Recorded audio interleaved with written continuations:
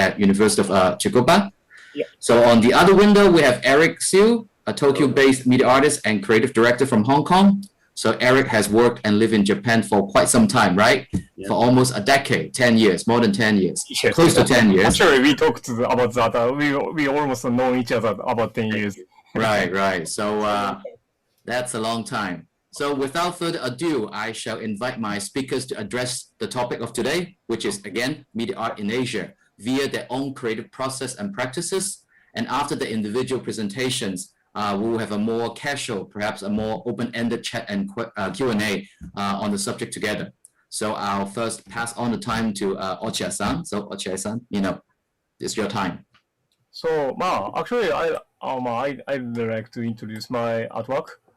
So, can I share my screen?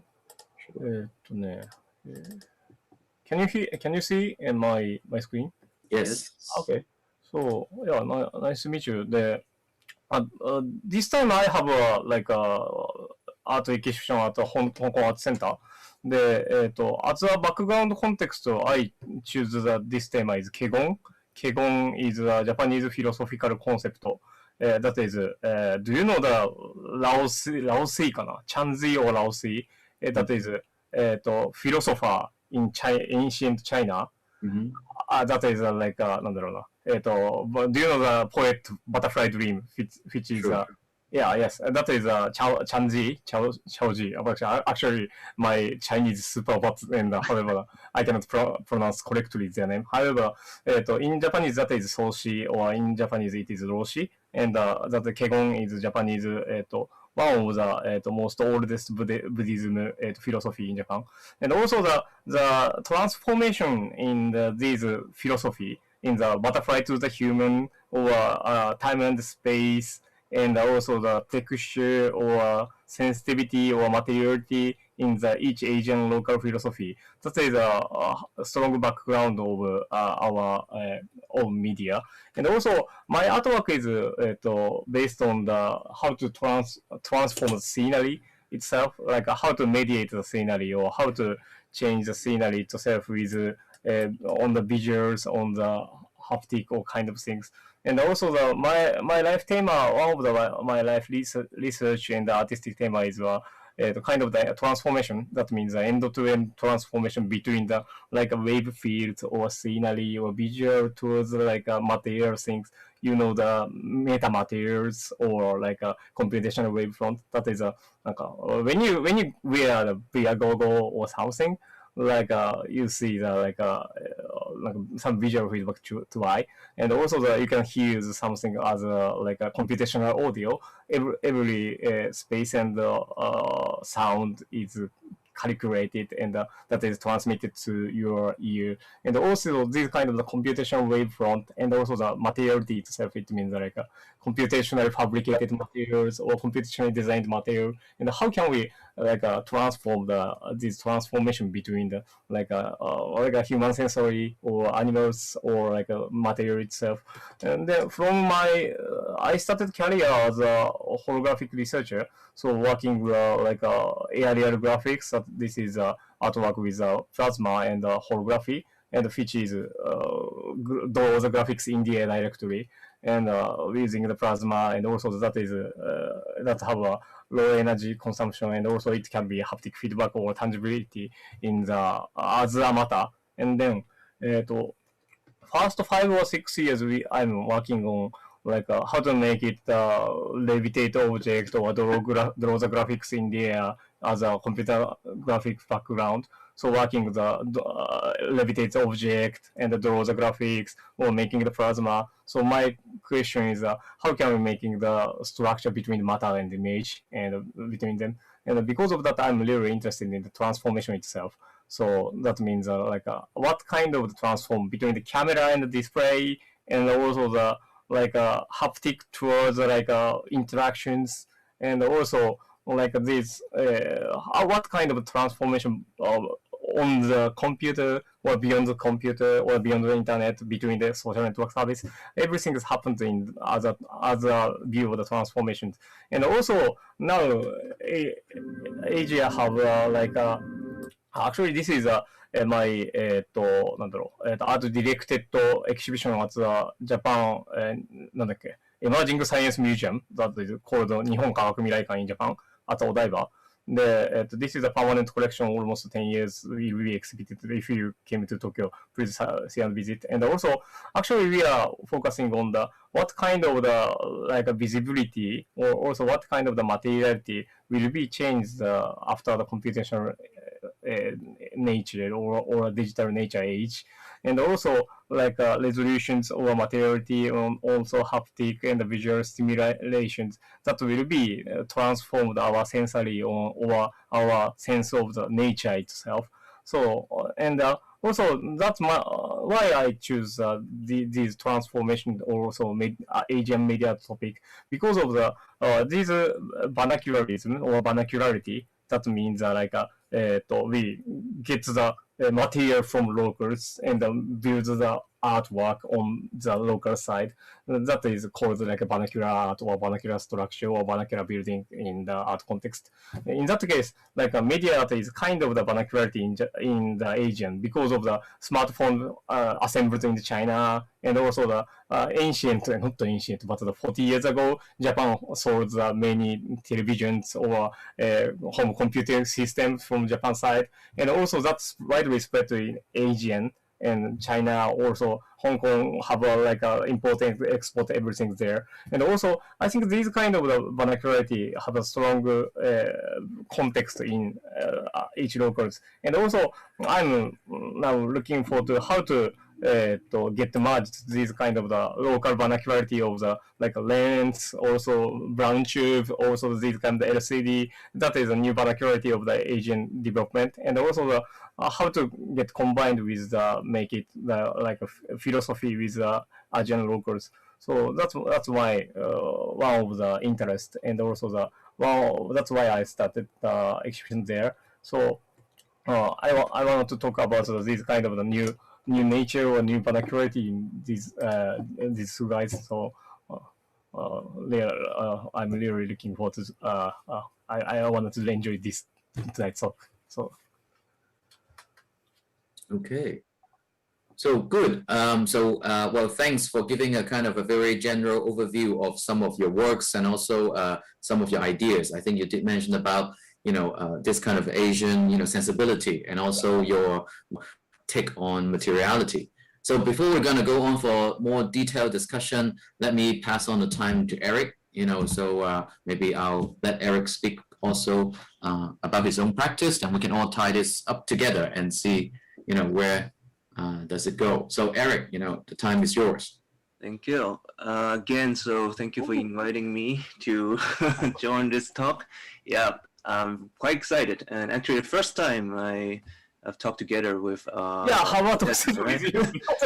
We are almost 10 years friends. So during like 10 years, so the first time we are in the same as a speaker. So very just we did have like at the TEDx Tokyo we talk separately. So.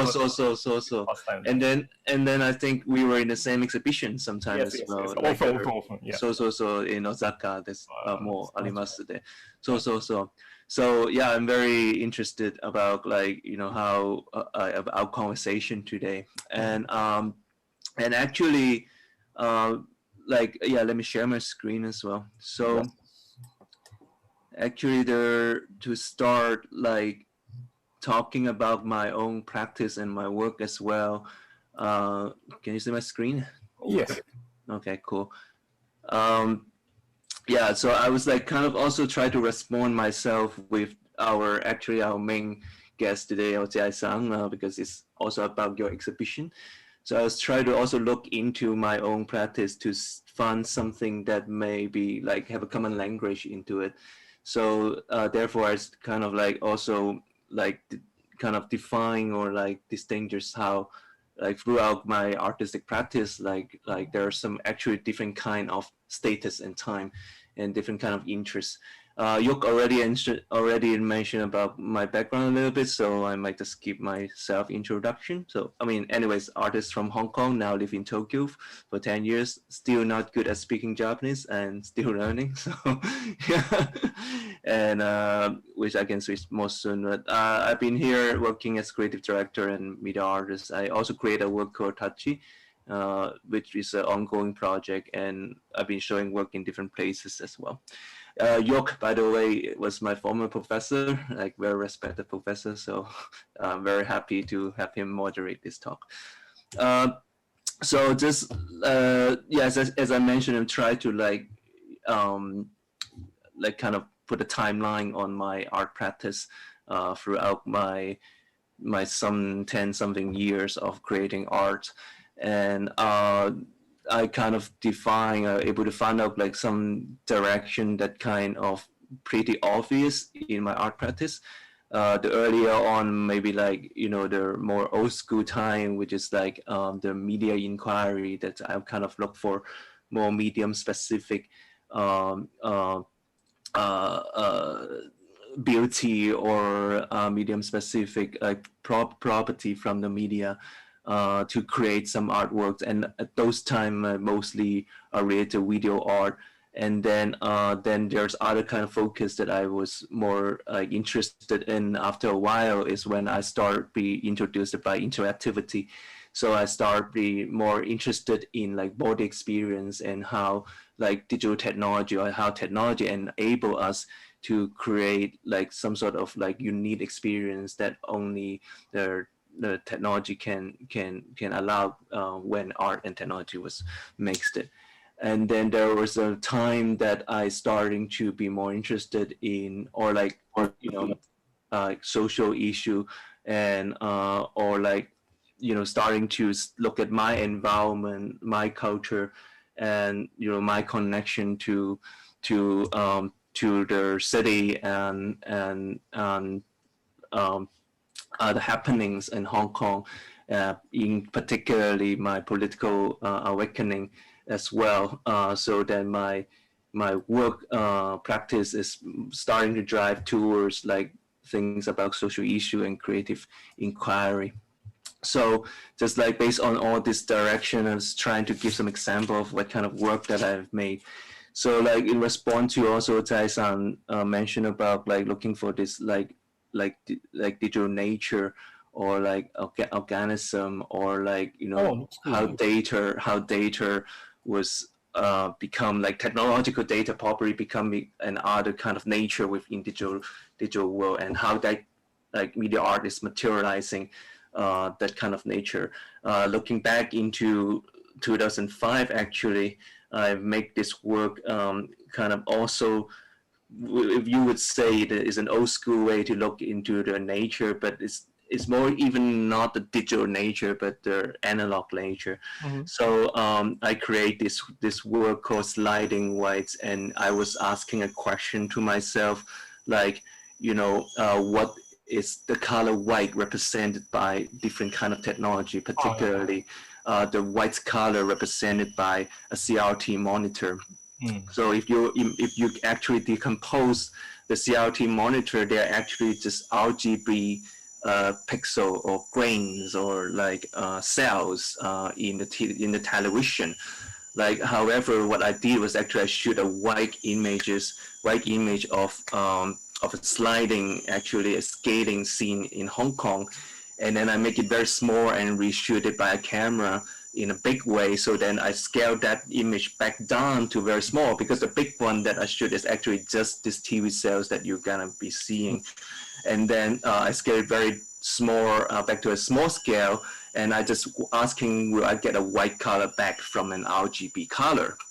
The media actually respond to me, the RGB color, the RGB color actually can become white again even if I digitally transform it into a very small one.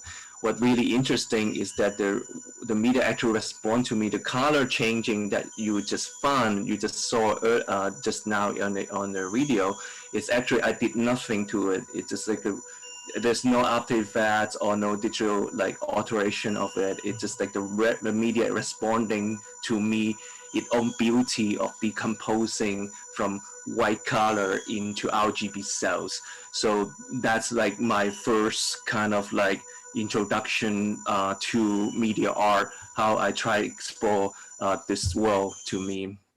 And then there are other kind of exploration that I had before, which is another medium that I look into, is a mix of the film media and the game media, and how these two medium actually like how they look into space and time, or like how they represent the movement in a space. Because like if you imagine Mario have never moved in a space, and only the background is moving. But on the contrary, like, you know, there's different type of like a camera movement and spatial construction in film media. So I was trying to combine these two to give an artist type of experience to the audience. So that's like a way how I address like media art at the earlier time. Then coming up, then I starting to drift myself more into the interest of interactivity, whereas I try to kind of like modify or try to use my own way to alternate technology to kind of create some sort of interactive devices or experience or installation that provide a new kind of board experience, so that, you know, the audience can experience because of this kind of setting. So one work that maybe more people familiar with, this work called Touchy, which is a human camera that I created a device that I wear it, and then when I wear it, I'm blind, I cannot see anything. But if you touch my skin, anywhere of my skin, my shutters will open. The two shutters cover my eyes, and then the shutters will open, and then I can see. And no touch, I cannot see. Touch me, I can see. And if you hold the touch for 10 seconds, I'll take a photo for you from my eyes, and that would display on my back LCD as a human camera. So I was like, you know, like interacting with people on the street, like performing in festival and different places. So this whole project is also starting to having like some kind of inquiry to like social problem or social issue that I started to care about. Like this project in particularly is about like encouraging offline communication through touch and eye contact, because as we see today's, you know, particularly in our pandemic time, of course, pandemic time, like digital communication become a way out for our separation now. But in a normal time, like when we're too relied on digital technology, our communication become a little bit more inhuman. And now today, actually in the pandemic time, we might feel it more closely because we have less opportunity to meet our friends and, you know, to get connected with people. So probably people would feel more touchy in the future. And this is a situation when I have been like performing on the street, interacting with people. People just like touching me, like taking photo, having eye contact, having a lot of fun over here. Yeah. So it's also another very different, I mean, I would consider is a alternative way to utilize technology. Actually, I turn myself into technology, and myself is actually a media for the performance. And I actually, you can call myself is already an artwork in this performance. So it's kind of like something that I kind of curious when I was doing this piece as well. So the first status probably would be the more recent status that I like making my artistic inquiry is probably more about like social issue or like cultural phenomenon or like situation that we are in. And I think it started all when I was still studying in UCLA. I'm starting to observe the situation of China, like, you know, the development of China, the country become very strong, and, you know, I'm starting to question what this strength really means to our society. So I start to mix the upper work that you see here, that it's related to, like, you know, that kind of power that built up in the country and what does it means to us, for example. But these three works I won't be mentioning too much because from that standpoint, starting to drive into my more important time in my art career for now, I guess, is the political awakening, particularly when the umbrella movement happened in Hong Kong. As an artist, there is pretty much like no possibility for me to not respond to the cultural situation or the political situation issue of my hometown, Hong Kong. So that become one of the very big thing to me. And 2014, I have this opportunity to create this word in response to the umbrella movement in Hong Kong, whereas at that time there's only like 89, 87 tear gas has been shot on the street, and Hong Kongers occupied this, the central at that time. So as an artist, I was wondering what I can do, and there's the only things that I can do at that time is to create work that respond to it and try to bring like some sort of solidarity to the movement. So this project is called the Unusedness Machine for Democracy. So it is a machine that is keep having this bird that packing the candle that is like turning off. At that time, I was trying to depict a movement that because Hong Kongers, I don't want them to give up on what they're chasing for. So I hope that they just like this bird, whenever the light is turning off, they will come up and pack again and turn on the lights. So that's one project that I did. And then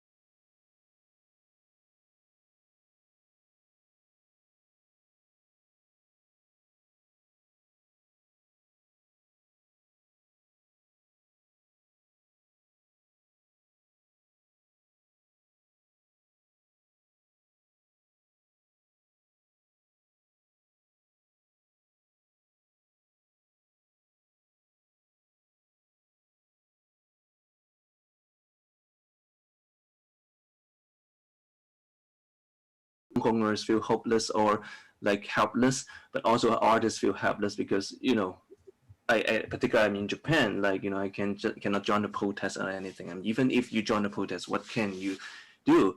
So after a while, 2019, I started to think that maybe through my art skills, maybe I can try to bring this movement into another kind of like communication or discussion with the art world. So that was I was thinking.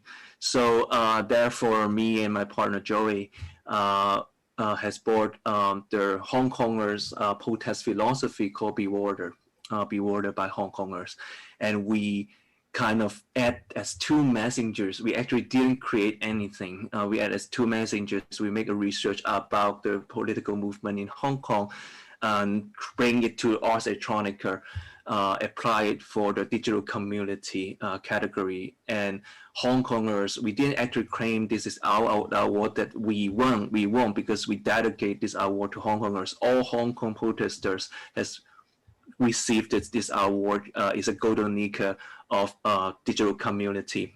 So why I apply for digital community? Because we think that like Hong Kong protest is actually very significant because it's actually draw a new standard of digital activism, and the way they use technology is very outstanding, creative, and pervasive. So and then after we got this award, we actually curated the show in Ars Electronica. We actually didn't create anything. All the material in it is from newspaper, clipping. We think the award is part of it, so we also exhibit the award within the exhibition. The right-hand side, you can see a lot of newspaper clipping over there. This is just everything online.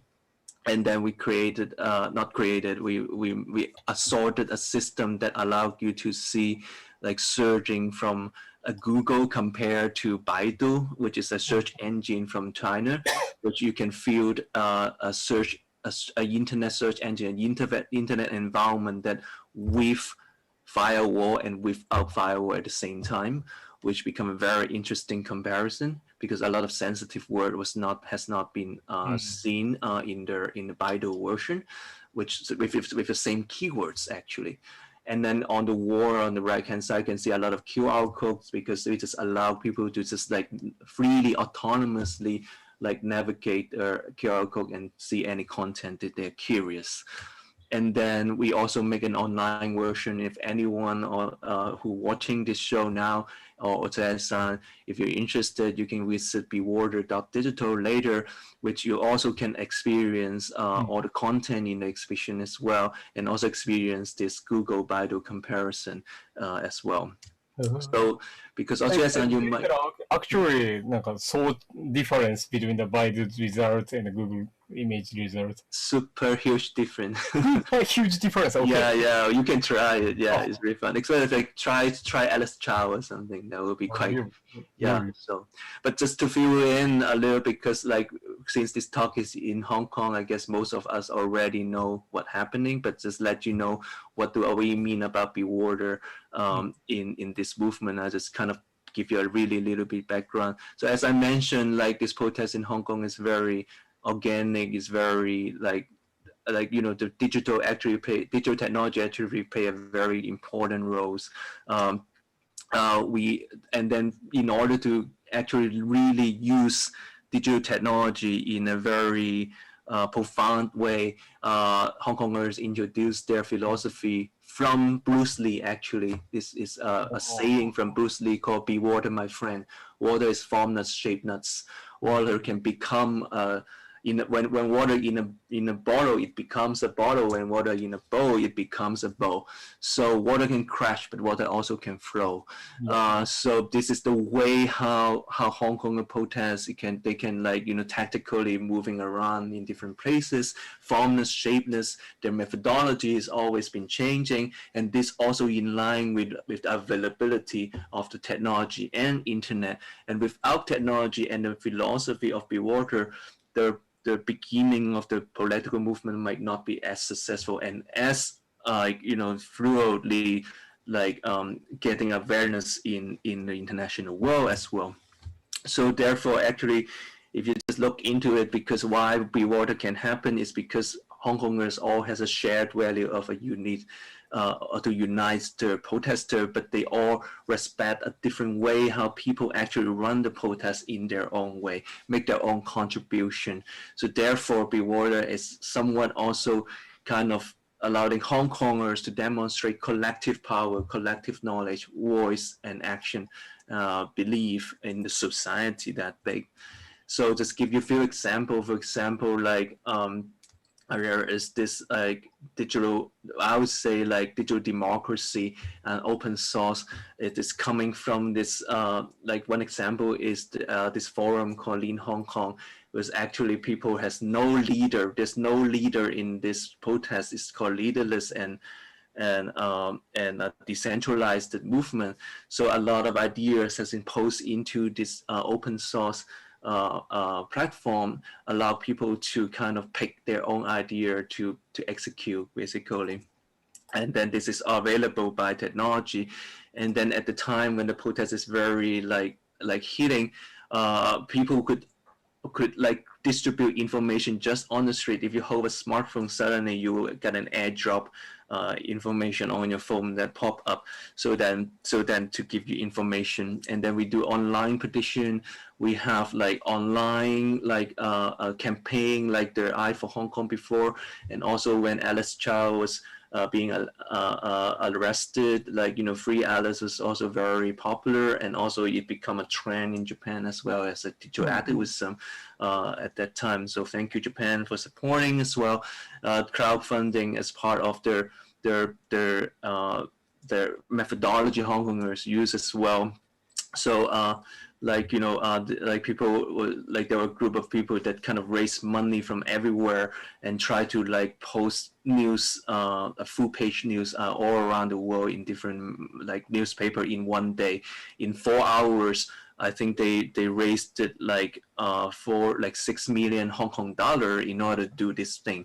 So it's really amazing, the power, and also it's because of crowdfunding, because of technology, because of internet available, all this happens. So I might skip this part. So what I want to say at the end, maybe this could be a good summary or continuity in our discussion, is that while I'm doing my art practice throughout these years, I definitely have done something that quite, as a media artist, quite similar to what Ochiai-san you are also exploring, which is the nature of the technology and then the nature of the medium as well. But I, at the same time, find myself transforming into different kind of topics and my different kind of like concern. And what the most recent finding that I will ask myself is, art is still really, do we really necessary to call ourselves artists, or how artists really function in the society, in particularly when we are looking in the, for example, use the Be Water project that we did. For example, I actually tried to de-artist myself in that project. I tried to not to create anything. I have to tell myself, I am not an artist. I'm not creating anything. I'm not making anything.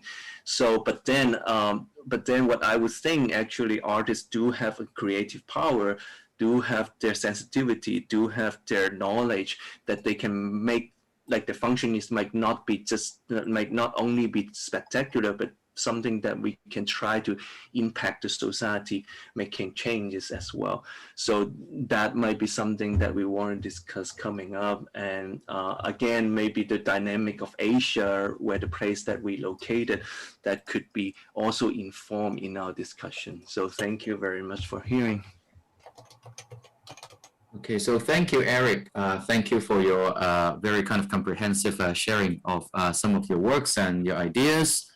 So I think, right now, I'm sure, like, there are like questions, probably, on the audience side, and I'm sure, Art Center is now kind of perhaps collecting questions from the audience.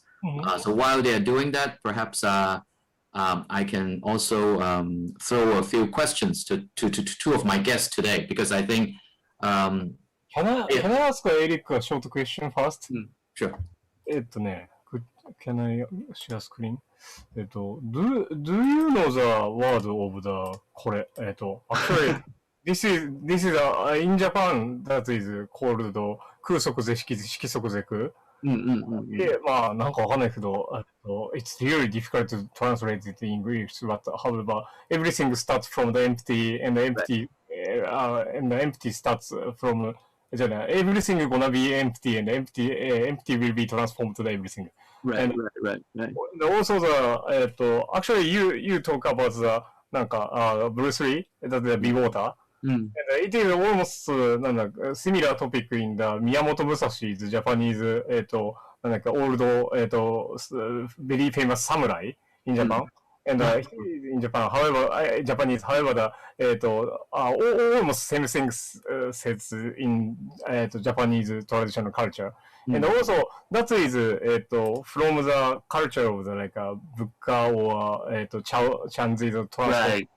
And also the Bruce Lee's shape of the things is from the like idea of the coup is came from Buddhism, and also actually I'm really surprised because of the really good coverage and also the similarity on your action and also my philosophy. That's why I started this discussion here. And how do you なんだっけ意識する conscious about these cultural background about like a shape of water or start from the empty of like a thing? Well, I mean, like, first of all, like, I didn't coin this terms, and also like, the rewarder was actually coined by like the protester is a collective knowledge, the protester collective knowledge. I guess like because we all understand or we all know Bruce Lee very well, we know the rewarder philosophy very well. Sorry. My water is gone. Your So I'll turn it off first. Okay.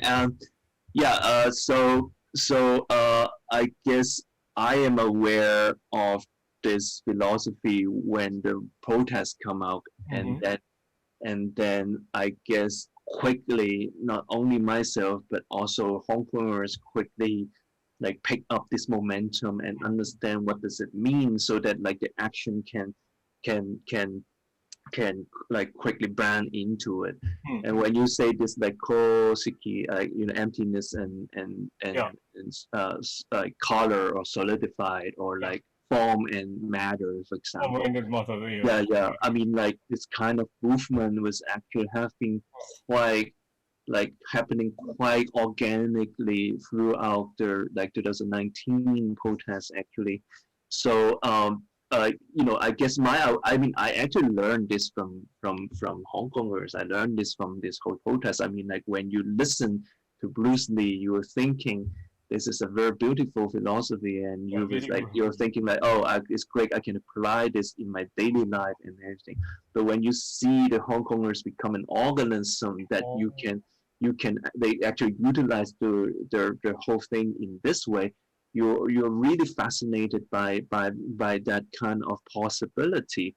And I guess therefore we use Be Water as the topic of this project submitting to Ars Electronica, as because we think like by understanding this philosophy is understanding like this protest, is understanding the function of technology and digital community, like keep the community active and also transform everything that is driven from the Hong Kongers. So actually that is become like a formless. However, that's gonna be changed into the different medium, different actions. Actually I can understand. Because of this kind of the philosophy I'm really interested in, and also I get to survey or actually explore the Japanese history and also Chinese history. In other Japan, that starts from the Kegon culture. That is, I firstly talked about the Buddhism culture, and after that, that's gonna be going to tea ceremony. Also, the Japanese, no ってなんだよな、舞踊。that is Japanese way of dancing, and that into the tea ceremony, and also haiku. Haiku is Japanese poetry that is matured in the Miyamoto Musashi じゃない、松尾芭蕉, and that culture going to be inherited to the like samurai culture, and Miyamoto Musashi was really famous guys, and after that these like what going on in the like なんだろう、martial arts and right. That is like a base ground of the Asian base ground. That's gonna be from the Chinese philosophy. Japan matured and export towards like not Chinese, Korean peninsula, and also that's gonna be get almost a similarity. I think that is really interesting, and that is inherited towards your like actions. Actually, that's why I choose that. なんだろう。なんか、香港 topic as a Kegon culture. I'm really glad to hear from you. That's great. It's nice. I guess that is my question. I guess quickly respond would be like, I guess the philosophy is there, and then it's the way how artists or like human being, and actually any human being, like trying to apply it in their own like parameter basically. So like, you use it, I mean, you kind of utilize it in your artwork in the way how you make a dialogue with technology and your art practice.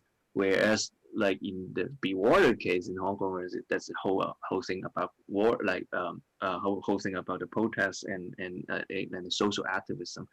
And then well, even if you look at the earlier work that I was trying to mention about like this TV self thing, and it's also talking about it is almost like time and space things, like spatial things, and also the less informations, and being into the, what's gonna be happen on the white color and between the RGB or everything. So where the matters like be different parameters. Yeah, exactly. So that's why I think it's Be Water, my friend. Interesting. Quite interesting. Cool. So yeah.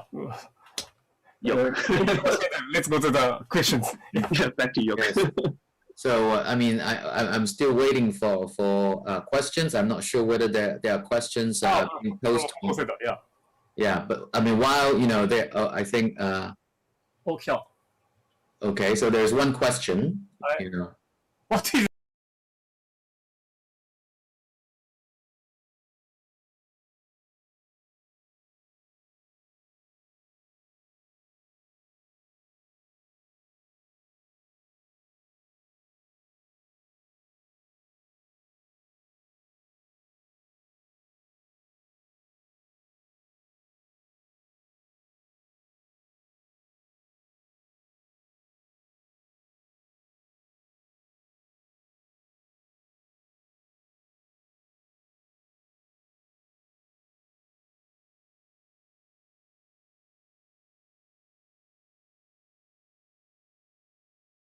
ceremony and silence makes universe in the mind and it connects the outer space, all kind of things. And not spirituality, but it is culturally inherited from the ancient China, ancient China and the Korean peninsula, and after that in Japan, that is almost a point to point line. That is large background. And also, finally, that in Japan called Kegon. However, in different locals, it's called different name. But like sometimes it appears on the other Bruce Lee, or sometimes it appears on the Miyamoto Musashi. It sometimes appears on the Twitter or John Maeda over everything that happened. Like 140 words. It will be like a Zen culture or something. Yeah, that's roughly says as a Kegon. Deeply I can translate, I explain in the Kegon culture. However, we have no time to explain everything. Okay. So let me shoot a very kind of slippery and difficult questions, because I think after all, I think our kind of topic today, has something to do with Asia, right? I mean, I think the overall general topic is media art in Asia, and I'm very interested because in both of your works there is a strong tie to elements of Asian culture, or perhaps Asian context. I think, for example, in works by Eric. But for me, so I think now this is the difficult part. I think Asia, or perhaps Asian, is quite a vague and loose concept and identity. Yeah, it could mean many things, right?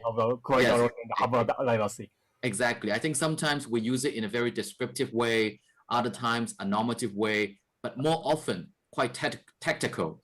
And of course, Japan has a very interesting tie with Asia and the identity of Asian. And I think we just talked before this, official, time. We also mentioned, together, right? The past 10 years is a kind of a quite a radical time in Asia.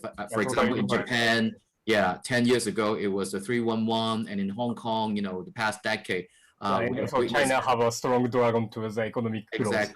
Exactly. So I'm interested in hearing from both of you. What are your take on this notion of Asianness? Is it useful or is it just an illusion? So that would be my first question. And what is your vision of this kind of Asianness? I think it's a difficult question because I think sometimes we take it for granted, right? It's kind of an easy word, right? It's like European, right? Asian. But at the same time, it could mean so many, things. It could be quite a useless, term sometimes. So I'm interested, in your view, because, I think many years ago when I was younger, I rarely think of myself, even though I'm from Hong Kong, as an Asian artist. I always try to pitch myself as a global international artist. But I have to say more and more, I start to think, and I would say I'm starting, more and more to kind of thinking seriously about this role of being an Asian or Asian artist. So I'm just interested in, the views from you guys, being because you got as a global artist, you have took part in what your responsibility towards the locals or what kind of things happened.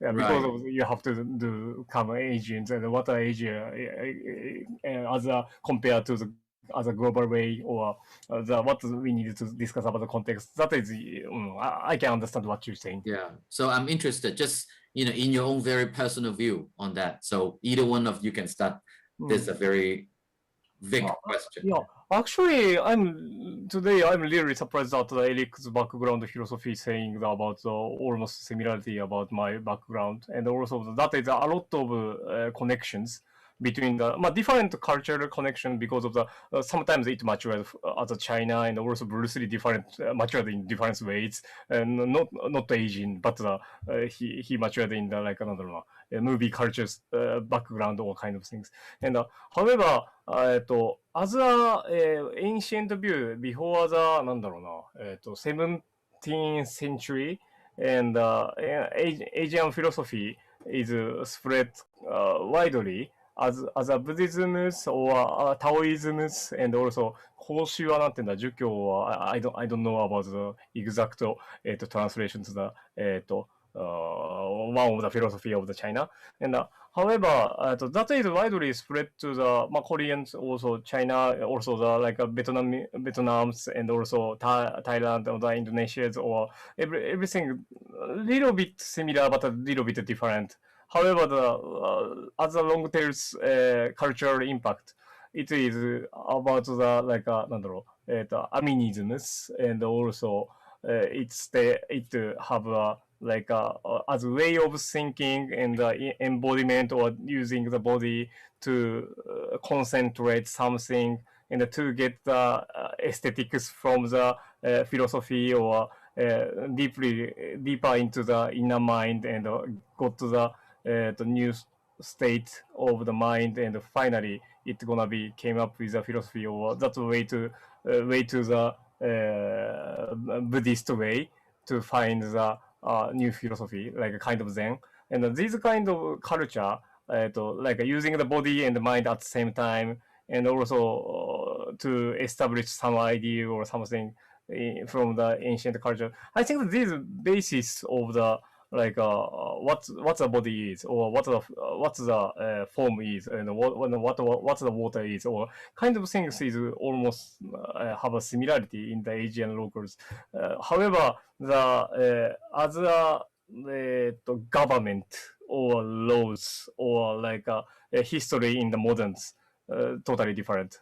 Current 30 or 400 years or 300 years. China going to China, and Japan and China have a war, and also the Korean and Japan, and also Korean and China, and the Korean and Russian have a different history in current 100 years.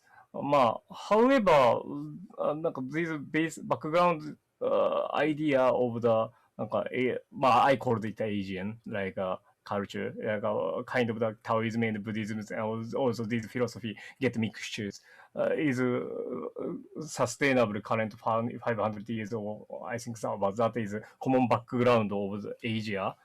Because of that, I called it Asia. And how do you think about Eric? Great. I mean, I guess from a Ochiai-san perspective, it's more like towards like the inspiration about like the Asian or Chinese philosophy. I think that's really give you a lot of insight, and I guess like because it translates into a different kind of interpretation in Japan, or as you said, like in Vietnam or other places. My take on the question, probably particularly when Yok is asking about like how the Asian identity, or the way how the culture influence my practice, or what does this name really means to me. I guess my focus is like, well, if I look back into my art practice very, very early on, I actually pretty much like Yok, I never really core or try to care about my cultural background, or as an Asian. I probably also would love to call myself like a global or international artist. I guess that coming from a point that is quite interesting to me is that I think, Hong Kongers always have their identity problem anyways from young, like from where we are, like long time ago, we like colonialized, and then we become like part of China again. We always have the uncertainty about identity. So that's one thing. And when I was start doing art, like no matter I was doing like media art or just think about it as an artist, I just don't think my cultural background value in the art scene or value in in their art wall basically. So like, you know, people could care about China issue, or like they would be appreciating Japanese craftsmanship or like artism, but like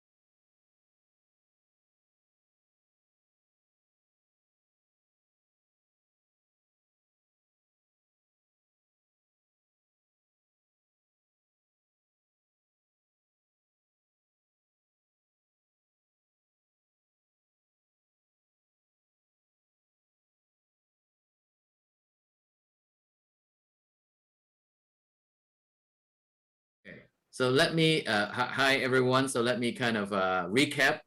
So I think there must be some technical, I guess, problems with our streaming. I think it happens a lot, right, during this kind of presentation. I think, well, actually, Eric just did a wonderful, kind of sharing with his views on his take on this kind of Asian and Asian identity, especially being a contemporary artist. Unfortunately, that part got kind of erased or not recorded. So now I'll ask Eric to kind of restage his wonderful speech again. So maybe try to make it quick and make it more kind of focused. I'm sure it's hard, but anyway, I think you did it. I think you really kind of opened up some of the very interesting discussions about being Asian and what is being Asian and the meaning of this kind of Asianness, Yes. Yeah, so go ahead, Eric. Yeah, I'll try. Okay, so what I mentioned earlier. So I'm saying I guess like Uchiai-san, like his insight about the Asian or influence is mainly coming from like philosophy, like Asian philosophy in particular, like how the Chinese philosophy comes out and also how it translates into or like interpret into like different country like in Japan or like Korea or different places. Like my take on here is a little bit different probably because like in response to what Yok also mentioned earlier is like how our identity like as an Asian like affect us in our art practice and how that's related to media art or like the art scene as well. So okay, let me try to recap. Okay, so I was actually mentioning like my earlier practice of my art was actually it's the same as Europe, that I actually consider myself more as like an international or like global artist rather than I would pick up my like cultural background at all. As it's like if you look at my earlier work, I've never really care about my cultural background so much. Particularly, there are two main points. One is that I think Hong Kongers always have their identity crisis at certain point. So we were ruled by England and then we go back to China. So like all this kind of like complication that's really actually make our identity very unstable. But that's maybe lack of influence to my own identity or culture. At the same time, what I also think back in that time, if you are a Chinese artist, you might if you do like work related to China, then you probably would be people will be interested in what you're doing or interested in this topic. Whereas if you are a Japanese artist, then you will probably also have people will be interested in like Japanese culture, like craftsmanship and all. But as a Hong Kong artist, as a Hong Konger, no one care about our culture at that time. No one care about what Hong Kong is at that time. So it's really lack of my connectivity to my own culture because of that. However, the more actually the time that I get more interested in looking back into my own culture is that the time that I start not living in Japan, but not living in Hong Kong, where I moved to the news area and then studying there and start looking in my surrounding, where my hometown connected, looking at China, looking at the development of the country, and also and then very importantly is the political awakening in between as well, that kind of start to let me able to think about as an artist, maybe as a Hong Kong artist, when they talk about China, when a Hong Kong artist talk about the issue of Hong Kong, would actually give their some sort of insight to people. And then the final point that I've mentioned, definitely this version is not as good as the cut one. Anyways, the final point that I was trying to give was that wait, I actually already forget it just now. The final point I was to give is that I forget. Oh, you forget. Yeah. The last one. Wait. Last time we talked about that, なんだっけ、we imported the European way to the. Exactly. Yeah. So what I'm saying is like the last point I'm mentioning is because like Yuk also like when he addressed the question, there was like talking about like there's the European kind of culture, like Asian culture, blah blah blah. But what I was thinking about, like, you know, because like when we study art, like, you know, there was always the art development is the majority of art development or art movement was coming from a European culture, right? So that in Asian is actually there's like, you know, there's no centralized like, you know, artistic movement in Hong Kong, in Asia. So therefore, there are two ways, like, you know, as an art student at that time, or like an artist in in Asia, probably you might have to employ the European like philosophy, European development and movement into your art making, into your art practice.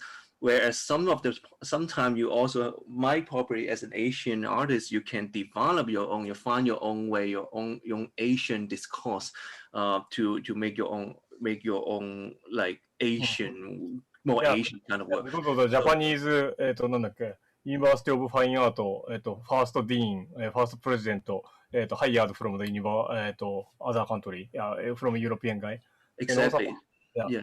Almost the same will be happen to be every Asian country. Exactly. So as a conclusion, I think this dynamic is very interesting as an Asian artist because you don't have your origin that's already encapsulate a lot of like art movement where you have to, you're in this central point that there could have a lot of dynamic and differences, like chemical effects that we can kind of think about as an artist, but it's also interesting. That's how make Asian artists also interesting as well. Yeah.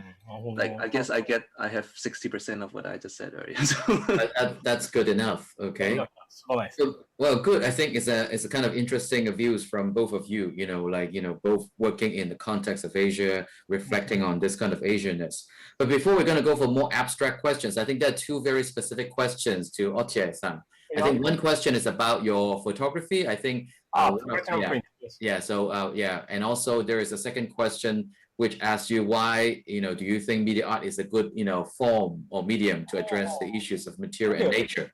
So question is actually platinum print is なんか ancient photography way to print it, it using the palladium and the platinum. And also, あとなんだろう。まあ、in that, あとね、週3か。I don't know 週3 correctly. That isまあ、some, なんだっけ。3だから、acid. Yeah, some acid. And also, that is,まあ、the important point is that can, last almost 500 years. That's really strong. Because of the, I have every time trouble with the media because of it can be fragile and also it can be broken every time, and also every time we have to fix it, and also we need to every time to keep it alive. It's so difficult way to preserve in the museum. Also many of you know that Amazon Pike is like a large artwork. Every brown tube monitor dead in the every years. Now, actually, in that case, to consider the media art itself, how to preserve it, or how to keep the frame, or how to record it. So both way, I using the movie or I use the motion picture to capture what's happening on the media art itself for the archiving. However, the platinum print is more longer life than the any electrical media, because of the 500 years is really long, because of it close to the oil paint. Actually, so that's why I choose the platinum print to capture the slice of my expression in the media art. Yeah. So, and it have like a critique about what the fragility in the media art itself. That's why I'm long considering about that. And also the second question is, why the media art also form the material and nature? So media art is abstract definition, but I think the media art itself is a medium itself has like some context, and also the medium itself have a critique towards towards the media because of the why you choose this medium. So if you are oil painted artist, other oil painted artists, many one use oil paint, and also the other media artists, we choose medium. So we choose what's a critic on the medium itself and what's the comparedness between the other media. And because of that, now media has a quite large diversity from the smartphone, social network service towards the website, and also the every LCD have everything different. Everything have own forms in our nature or our socials or our lifestyles. And also that's why, because the media itself directly inherited from our lifestyle or our circumstances.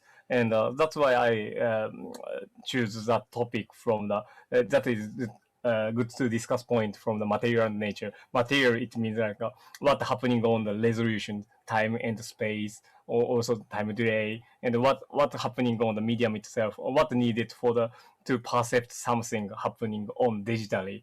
That is strongly connected to what our sensibility or our resolution of the eye or ears or sense of the space or sense of the time that is appears on the medium itself, the term of the resolutions. So that's why what circumstances happening on, or what nature is going on, or what our sensory or our materiality going on. That's because I choose the media to discuss that topic. So that is the second question. To answer to the second question. I think yeah, go ahead, Eric. Go ahead. I think it's an interesting question, so I just want to quickly respond to that as well. I feel like, if I was going to answer this question as well, I just feel like, media art and technology itself, it's just like this medium is very powerful that it can, to me, for example, when I was trying to use media art for body experience, for example. And I was just thinking media art and technology, when we try to utilize it and kind of use it in a very unique and creative way, we're actually able to really transform people experience, really transform how people see things, perceive things, and create an environment that it's ordering. So I guess I always compare this to film, when you watch a film, when you watch a scary movie, your body responds to it when it's your body shake. But media art can directly change what happened, what do you feel at a certain point. So I think there a possibility to having a lot of room to explore different kind of expression, as Ochiai mentioned. I think that's one of the reasons why media art is good form to create this kind of work. I think also I would like to follow up on the questions on materiality. I think the first question about the plutonium prints, because you mentioned about, I think it kind of points to the kind of this irony of contemporary new media or media art practices, right? On the one hand, it gives an illusion of a lot of practitioners as well as the general public that digital art is very, digitality is kind of long lasting, right? Ideally speaking, right? It can be kept, there is no generation loss, everything is just algorithmic. But at the same time, the reality of, media art practices often face, I think, questions of archival, problems. And I think this is interesting, I think you just mentioned about, this kind of, kind of a dilemma. On the one hand, we're dealing with this, new medium which claim to transcend the analog medium, right? It record better, it preserve better, but at the same time, I think you used the example of Nam June Paik, and not just Nam June Paik, nowadays, with the more contemporary digital art, right? The easiest it get expired. 10 years time, the software is gone. You cannot run, a piece of software, exactly. So I think that is kind of a challenge, as well as a dilemma that we all face as media artists. So what will be some of your, solutions, or let's say, tactics dealing with this? On the one hand, I guess you use the print that will last 500 years. I think that is one of your tactics. Tactics as artistic. Yeah, that is one kind of very. One is irony to the media itself. Yes.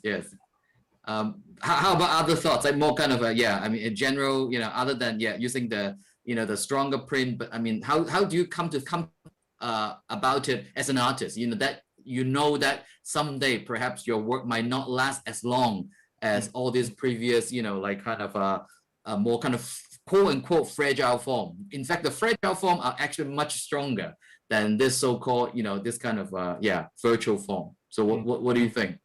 Yeah, that is a good question. Because of the, as a first career, I choose the super fragile form using the soap bubbles and also using plasma, also using the sound waves to structure the levitated form. And also everything is so fragile because of it's tiny, almost femtoseconds ordered, or like 1 second or 2 seconds that is on the soap bubbles, and also the sound sculpture in the air as a levitation. That is so much limited time to show. Then in the other start part of my art career, because of that, I'm really interested in what is have like a more like eternity forms or focanity form or kind of things. So that question is interesting because of virtual things looks like last long years. Like so there is a many way like using the blockchain, NFT, or virtual reality, preserve it on the clouds that is gonna be looks eternity. But now actually I'm still interested on this kind of how to make it decentralized to have the artwork or keep it going on open source or have it on the other community. That is my interest too. However, several type of what's going on the preservations, also archiving of the media, it will be so challenging about to make it super fragile things, and also to keep it on the physically analog ways as a platinum print, or keep it community, leaving it active, like using the open source, all kind of things. And also around here, that is almost the same things, like keep preserve modern art, keep humidity, keep carefully on the case. That is now Western way, not Western, but the common way as a museum doing things. But there is the other way. I think that is make it full digital, like on the blockchain, or make it like a more analog way, or make it community. Actually, these things have a critique towards like a medium itself. That's why I choose that one. Interesting. So there is a new question from one of the audience regarding both of your projects, which has a kind of community aspect to it. I think, of course, Eric's project, like the Be Water, and I think also Ochiai also got a project, with, problems, people with a hearing problem. I think the audience wants to, hear your views on, how both of you think of using art and technology, I guess, in a more community way, right? Not just for expressive or creative way, but I mean, how do you use, technology and art, for community purposes? So, well, I guess, again, it's really every time when I hear like my project Be Water, it's kind of strange because Be Water is not really mine. It's Hong Kongers one more time. And but anyways, like this project, about community and art and technology. I guess as I mentioned earlier, that I think we are in a very interesting time that art and technology actually can make change and make like impact in the society. And I think when artists is able to use their art thinking with the issue or like the things that we need to care in the society, I think we can really make some differences in there, particularly because like maybe before it is more like philosophical or more idealistic, but now it could potentially execute and really make happen with technology. Like for example, like things that cannot be done before, even when I was just like mentioning earlier on when we talking about Be Water, when we're talking about like people using crowdfunding to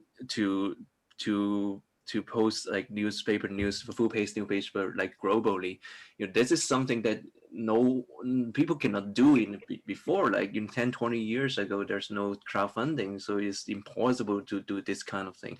So there's like what I was saying at this point, like I mean, even for that actually not an artist's work. So that's why I have an artist question mark at the end. It's just like, actually everybody is allowed to do and able to do this creativity in this sense. So what I want to say is actually we have tools that potentially we can do bottom-up action or something that we can make more questioning inquiry in the society in a more like proactive way. Like, so I guess in the future, if we could think more in this way, we can actually bring more example and try to influence more people, and also telling more people that everyone can actually have some ability to do something, and that's how a community can be generated in that terms, because when we all actually already have the tools in our hands, so we just have to also have the mind to be associating with it as well.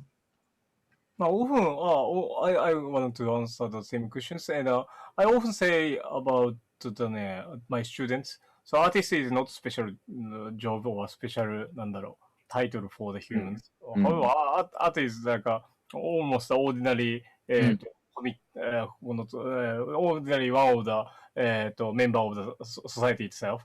So because of the artist is not special, but we are always thinking like about what's going on in the humanity, or what's going on happened in our technology, or what's going on our active state of our philosophy, or sense of the aesthetics, or sense of the medium itself. So, but it is different from the designer. What we have antenna to the what happening on the social activity around us. So we have we have a sensor about that, and also that we have a craftsmanship about to express some medium. So that is not a special way, but that is almost a vernacular way, because of you can find everything from your the graveyard, not graveyard, but you can find many doki わかんない China that is sculpture from the ancient age. So there are many artists there. Actually, current 10,000 years, there are many artists in the community. They live together. And also in 20th century, that is a little bit different positions. It's gonna be rock star in 20th century. However, to think about the 18th century or 17th century, however, 21st century is almost the same way. Like keep artists going on the society or community, have a good connection to each other, and also we have to get along to the community, and also we will have an influence to the community, shape up the idea, build the tangible mock-up, or form the intangible actions. Actually, these things is almost natural way on the new nature. With social network service or the internet and or everything going on these terms. Yeah, well, I think I really like your kind of explanation in the sense of the identity of an artist, right? After all, artist is just yet another member of the community. I mean, oftentimes people feel artist is a kind of a special type of people. Perhaps that does have a kind of historical reason, right? But I think with with the 20th century, the 20th century, 21st century, I think the role of the artist has been changed quite a lot. I think, very much so. I think, artist is just another, member of the community. But that will go back to perhaps, to a question that I think in Eric's presentation that kind of raised this question, in the very end. Of course, after all, artist is just yet another member of the community, but it does have kind of historical burden, right, to the term, right? Being artist has a kind of poetic license, normally when we think of artists, you think of strange madmen, right? That is the cultural association.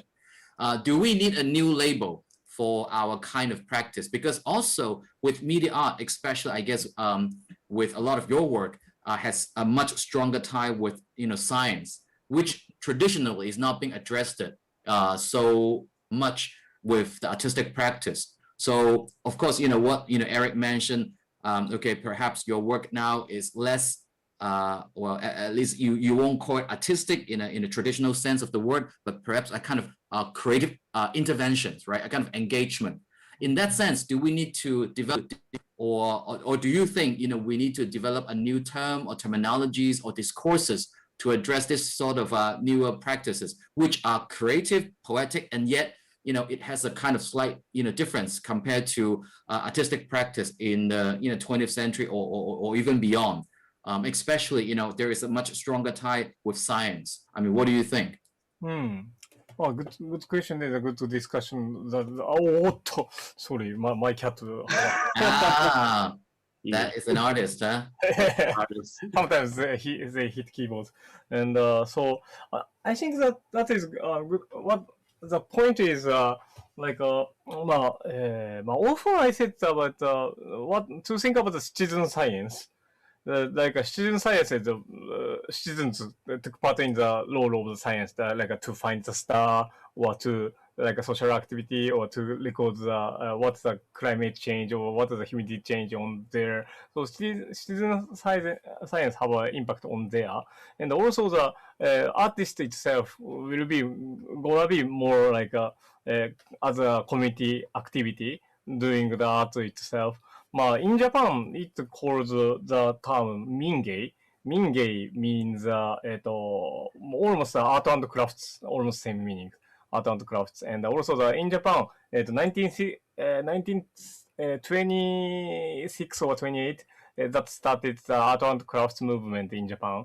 That is a little bit different from the art and crafts in the European things. So in Japan, because of the industrial revolution started artificially, because of the government of the Meiji period started the industrial revolution by government ways. So because of that, the art and crafts activity started 1920 ages in Japan. So after that, the mingei have a strong term in Japan. It means a local vernacular art or however it have anonymity. Not the special artists there, but the customs and also the spirituality and the locality happens on the shape of the China's or shape of the monument or something happened on their lifestyles. So actually these media lifestyles also in Japan, I call it the techno minge. It means a technological minge style. However, I know I have no correct translation towards the English, but actually it is more close to lifestyle activity and gonna be anonymity. And also it's gonna be in the local culture mixed in the social network or internet service because of it can be connected to the different local and all different locals. And the community itself is really strong still now. And so actually the activity itself is not inherited from the Western art. But there is exciting things happened in the Asian each locals or worldwide each locals. Happens now, but so we get out from the Western arts itself. I think that will be happen more interesting way. Also, many philosophical viewpoint can be established because of the we can dig the history. We can find the long history from the ancient China or ancient Japan. So actually many history, philosophy started from the what art is or what lifestyle is and also what the aesthetics happens on the each locals. I think that will be more mixed or reinvented this century because of the last 20th century's art history is just made and it was developed in the 19th century to the 20th century because of many researchers or education in the university have strong power and strong position in the art culture. However, now we have to think on what our own art history or culture and what this activity called on. Actually, I inherited from Mingei culture in Japan. But however, I think that is a good way to discuss in the what is the Asian and what is our own or not own, but our local style of art is. So that is really good things. So how about Eric? Well, I guess if we back to, to respond to your question is that like, is there necessity to kind of coin a new terms or for this new role that we are like kind of uncertain about? I mean, like, I guess like from media arts happens, like media art has always been questioned. Is media artist sometime actually? But because like, you know, there was, as you mentioned as well, there's a history of how people like look at art. There's like a particular way of like a particular glasses how people look through, and to define if you're an art or if you're an artist or not, something like that. But then now we in a time that we brand in like artists, designer, technologists, like creators, all these terms coming in.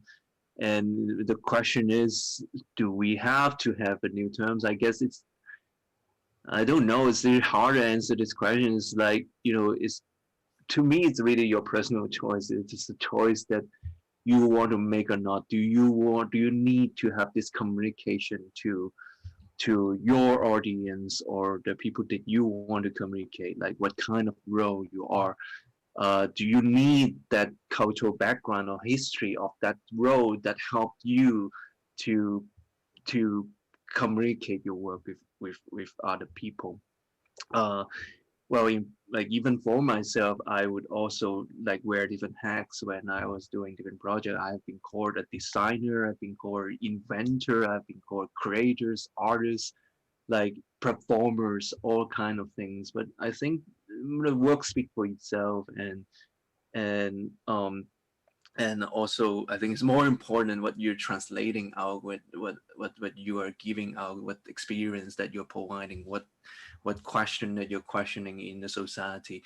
And probably from these days on, then, you know, the ambiguity of being an artist, or like, do we necessarily call ourselves an artist?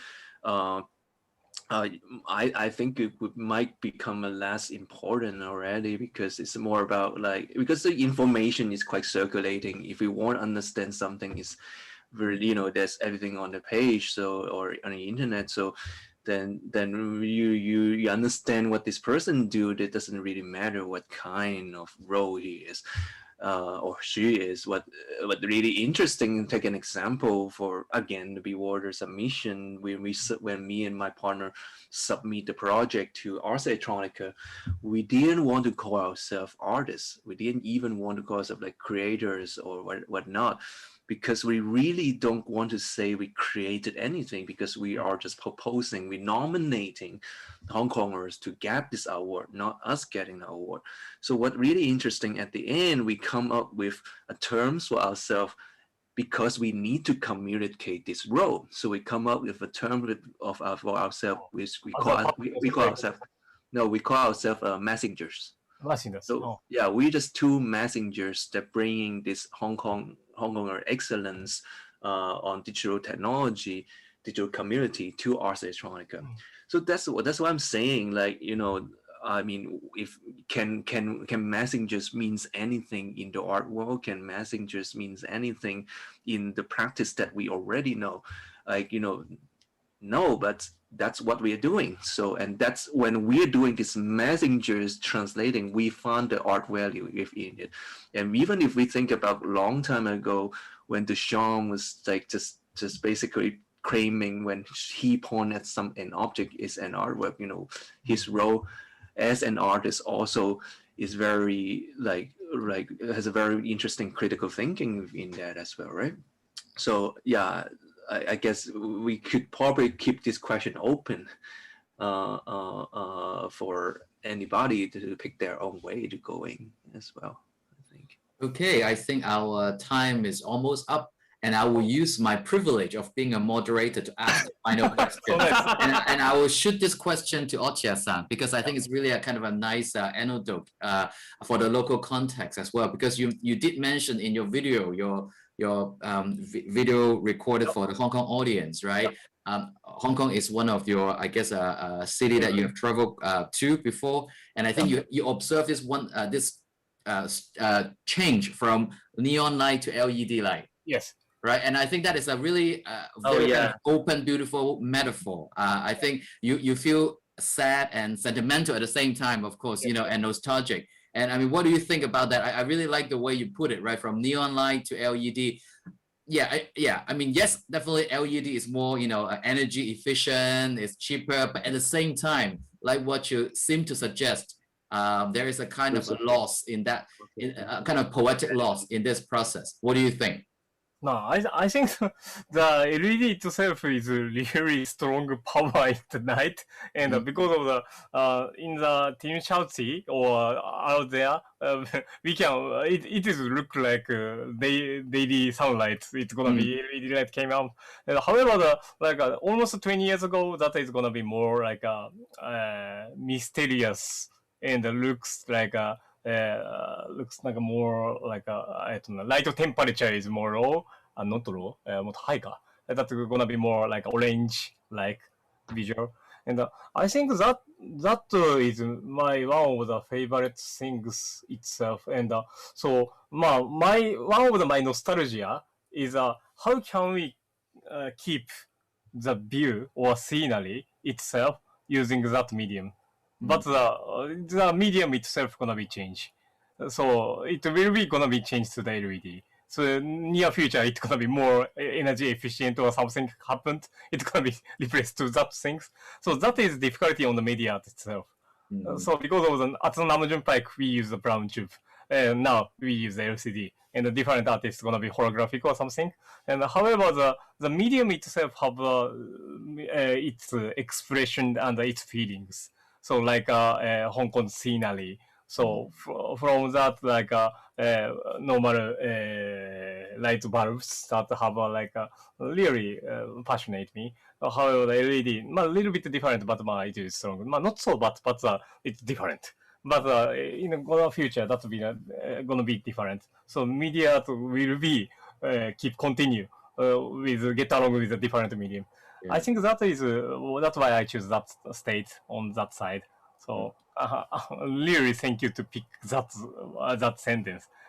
I think that is strongly related with my artwork on them because the medium will be changed. However, what's going on and what should be keep it on, or what should be archiving, or what's gonna be these fragile things, and what we preserve the movement itself. So these kind of memes or technique will be inherited to the next age. However, we other media we need to think and express and preserve, and also the output our any moment with the feelings. So thank you so much. All right. So well, thank you for both of you, and thank you for the attention from the audience. So I think that sort of conclude our kind of a nice chat among ourselves on media art in Asia. So if you have not go to see Ochiai-san's exhibition at the Art Center, please do so. It will be run till I think the end of February, so you can still get a chance. It's nice, and yeah, you will see that really wonderful scattered lens. Try to go earlier. I think daytime is actually more interesting. I think evening time the light it's not as strong, so it's less interesting. So definitely please go to the Art Center to check out the show. So again, thank you so much. So I think Thank you so much having me and joining us. It is really nice discussions, and let's meet. Yes, let's meet soon, and we I hope I can see you in Tokyo, and you can come to Hong Kong soon, and we can have a drink together physically, in one piece. Thank you so much for all the stuff for the difficult conditions and connected to the Facebook and YouTube, and thank you so much. All right, thank you. So thank you, Art Center. Thank you. All right. See you. じゃあね。またね。Bye bye.